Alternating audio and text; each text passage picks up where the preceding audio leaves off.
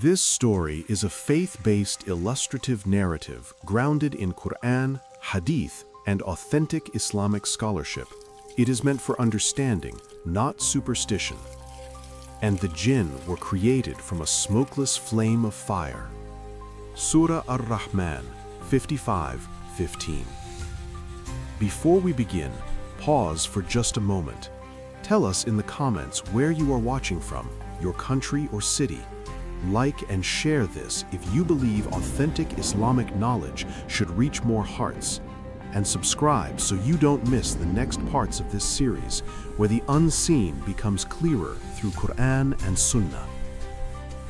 Now listen carefully. Have you ever wondered what lies beyond human sight? What if the world you see, touch, and trust is only one layer of reality, and another moves silently alongside it? What if invisible beings walk among us, observing, listening, choosing, influencing moments we never question? The Qur'an does not treat this as imagination or folklore. It speaks with certainty. We are not alone. Before humans built cities, before names were written and histories preserved, another creation already existed, aware, intelligent, accountable. They were not angels created only to obey, and they were not human, shaped from clay and earth. They were the jinn, created from a smokeless flame, hidden from our eyes, given free will just like us. Some believe, some disbelieve, some submit, some rebel, and many live unseen their entire lives until something changes, until fear appears without reason, until the Qur'an suddenly feels heavy on the heart, until prayer becomes difficult, remembrance feels distant, and a strange resistance grows inside without explanation. This is not superstition. This is not fantasy. Islam acknowledges the unseen, but it teaches us to face it with knowledge, balance, and faith, not fear. It was after Isha. The night had settled into an unnatural stillness. No wind moved the trees. No distant sound broke the silence. Even the air felt heavy, as though something unseen lingered between breaths. A young man sat alone in his room. The Qur'an lay open before him.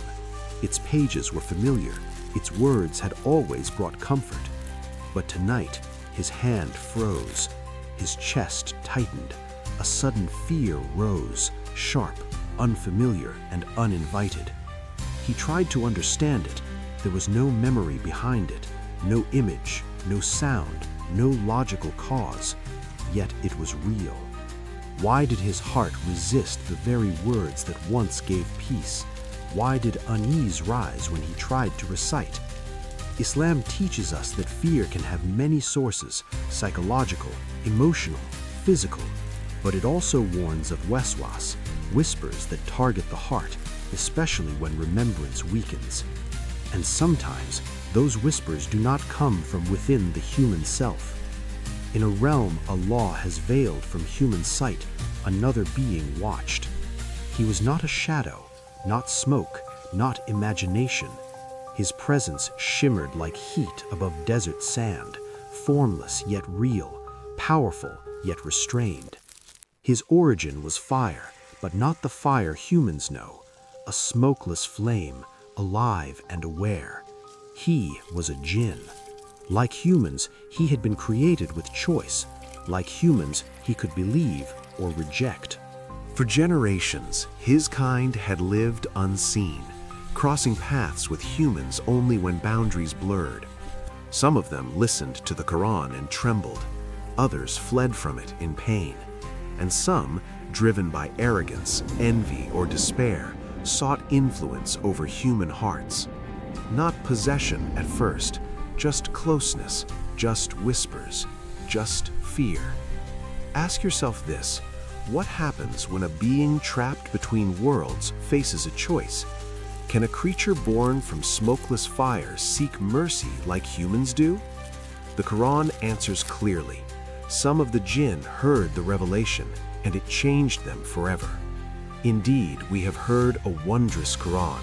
It guides to righteousness, so we have believed in it. Surah Al-Jinn 72, 1-2. Not all jinn are evil, not all are believers, and not every unseen influence is hostile. But when remembrance fades, when fear replaces trust, when hearts grow distant from Allah, conflict can begin. The young man finally began to recite. The moment the verses left his tongue, the atmosphere shifted. What humans experience as sound, the jinn experience as light, piercing, burning, undeniable. The Quran was not merely being read, it was asserting truth across realms Allah created. The unseen being recoiled, but he did not leave. Something stirred within him, something long buried beneath pride and neglect. A memory, a reminder, a truth he once heard but turned away from. Was this human a threat, or was he a door back to mercy? Islamic scholars never denied such realities, but they warned against obsession. They taught that jinn have no authority over a believer who remembers Allah, and that fear only strengthens whispers, not truth. The danger is not knowing about the unseen. The danger is forgetting who controls it. As the recitation continued, two paths opened, one for the unseen being and one for the human. One path led toward humility and retreat, the other toward resistance and influence. And the human, unaware of the unseen tension, felt something shift inside. The fear did not disappear instantly, but it weakened. A thought replaced panic. Why should I fear any creation when Allah is greater than all creation? At that moment, the unseen world leaned closer, not to attack, not yet, but to decide. But what if this encounter was only the beginning? What if the presence was not there merely to frighten, but to test? And what unseen forces had now been set in motion? Forces that would soon reveal the true signs of jinn presence, the whispers, the conflict, and the power of Quran against fear. The night did not end with silence. As the days passed, the young man noticed changes he could no longer ignore. They were subtle at first, easy to dismiss, easy to rationalize. A sudden heaviness before prayer, a strange irritation when the Quran was recited nearby, an unexplained fear that surfaced only in moments of remembrance, never during distraction. Ask yourself this honestly. Why would fear appear when a person turns toward Allah and disappear when they turn away? Why does peace come with forgetfulness, but unease with dhikr? These are not random questions. They are questions the Quran itself invites us to reflect upon. In the stillness of night, whispers returned, not as voices, but as thoughts. Delay the prayer, recite later. You're tired, it's not necessary right now. They sounded harmless, logical, almost kind, but they were persistent, and persistence is often the first sign of an unseen struggle. The young man felt torn between two states. When he ignored the whispers, anxiety increased. When he gave in, a temporary calm followed by emptiness. This is how unseen influence often works, not through force, but through gradual erosion. What dark secrets hide behind whispers that never announce themselves? How does one fight an enemy that cannot be seen, yet is deeply felt? Islam does not leave believers defenseless. The Quran names this reality clearly. And if an evil suggestion comes to you from Shaitan, then seek refuge in Allah. Surah Al-Araf 7:200. Seeking refuge is not weakness, it is awareness. One night, as the Quran was recited aloud in the home, the reaction was immediate. The heaviness intensified, the heart raced, the body resisted. And in the unseen realm, the jinn felt pressure like never before. The words of Allah were not neutral, they were not passive. They carried authority that crossed worlds. The unseen being struggled, not because he was attacked, but because truth leaves no room for deception. Some jinn flee at the sound of Qur'an, others burn with anger, and some, caught between belief and rebellion, remain, conflicted. This one remained. Islamic tradition confirms that jinn can listen, react, and even converse, but always under Allah's control. They cannot overpower faith, they can only exploit neglect. The young man sought help, not from charms, not from superstition, but from knowledge. He learned about ruqya, not as magic, but as dua, Qur'an, and reliance upon Allah. He learned that Ayat al-Kursi is not just protection, but a declaration of Allah's absolute authority. Allah, there is no deity except Him, the ever-living, the sustainer of all existence. Surah Al-Baqarah 2:255. With every recitation, the whispers weakened, but conflict intensified. Because when faith confronts fear, resistance often rises before retreat. The unseen being now faced his own choice. Would he retreat from the light he could not bear, or would he persist, knowing persistence only deepened his own loss? This is where many stories diverge. Some jinn accept truth and withdraw peacefully. Others rebel, becoming sources of harm, fear, and deception. The Qur'an speaks of both outcomes with clarity. And among us are the righteous, and among us are otherwise. We were of divided ways. Surah Al-Jinn 72:11. The human felt the tension without seeing it.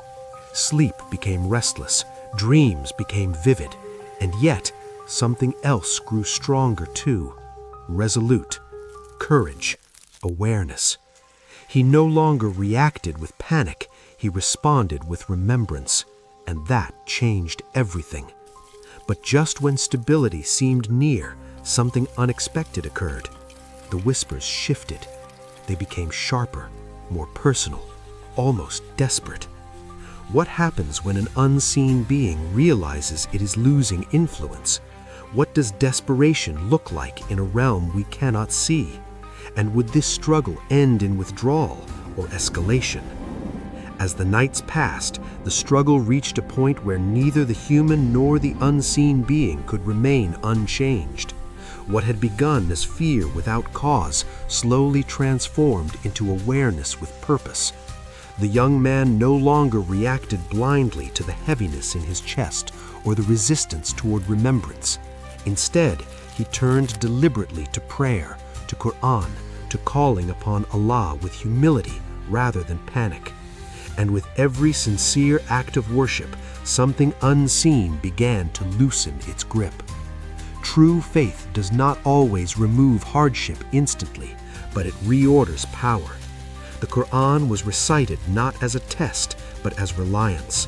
Dua was made not out of desperation, but out of trust. And ruqya was practiced not as ritual, but conviction that Allah alone controls what is seen and unseen. Slowly, the fear that once arrived without warning began to retreat just as mysteriously. In the unseen realm, the jinn felt what humans could not perceive: limitation. The space that once allowed whispers grew narrow. The words of Allah closed doors that fear had opened. This was not punishment inflicted by a human, nor victory claimed by effort alone. It was divine decree unfolding, clear, firm, and just. The Qur'an does not merely repel falsehood, it exposes it. Allah reminds us that His authority encompasses every realm. And we send down of the Qur'an that which is healing and mercy for the believers. Surah Al-Isra 17:82. Healing did not arrive as a sudden miracle, but as clarity. The heart steadied.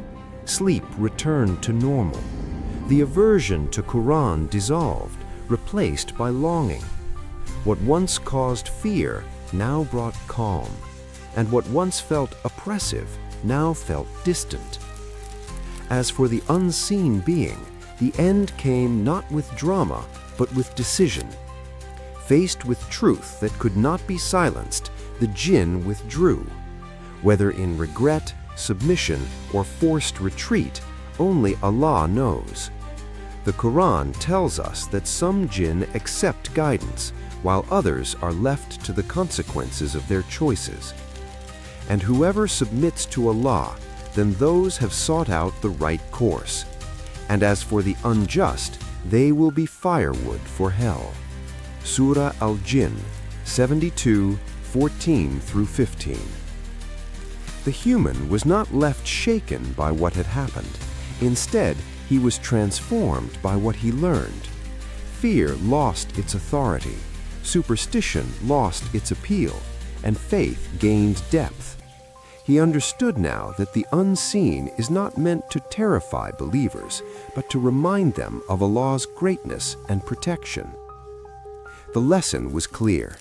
No creation, seen or unseen, can overpower a heart anchored in remembrance. Whispers fade where truth is present. Darkness retreats where light is sustained, and mercy reaches even realms humans cannot see. When the dust settled, profound truths remained.